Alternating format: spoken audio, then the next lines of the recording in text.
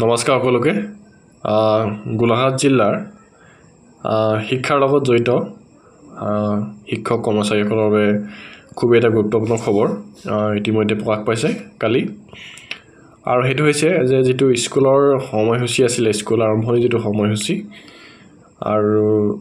শেষৰ যেটো সময়সূচী ইতিমধ্যে হাল হলনি কৰিছে বিষয়ববীয়াসকলে ইতিমধ্যে দিছে উদ্যতম কৰ্তৃপক্ষই আৰু নতুন সময়টো দিছে লোৱাৰ প্ৰাইমেৰী ক্ষেত্ৰত তথা এলপি স্কুলৰ ক্ষেত্ৰত দিছে তেওঁলোকৰ 9টা বজাৰ পৰা 2টা 5 লৈকে আৰু নেক্সট আছে এমই বা ইউপি ক্ষেত্ৰত দিছে এমইএস বা ইউপিএস ক্ষেত্ৰত দিছে 9টাৰ পৰা 3টা 25 আৰু হাই স্কুল বা হায়াৰ সেকেন্ডাৰী আৰু সিনিয়ৰ সেকেন্ডাৰী স্কুলৰ ক্ষেত্ৰত দিছে 9টাৰ পৰা 3টা 25 লৈকে দিছে আৰু ইয়াত দিছে this order will come into effect from Monday 18 November 2024 and will remain in the force until further order আৰু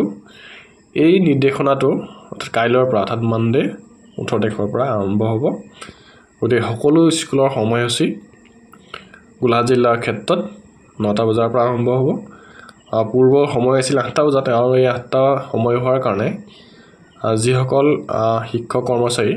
দূৰৰ পৰা অহা যোৱা কৰে তেওঁলোকৰ কাৰণে অলপ অসুবিধা হৈছিল কিন্তু এতিয়া 9টা বজাৰ হোৱাৰ পৰা তেওঁলোকৰ কিছু সকাহ পাব অহা যোৱাৰ ক্ষেত্ৰত আৰু ভিডিও যদি ভাল লাগিছে তেতিয়া এটা লাইক কৰি দিব আৰু চেনেলটো যদি সাবস্ক্ৰাইব কৰা নাই এটা সাবস্ক্ৰাইব কৰি দিব থ্যাংক ইউ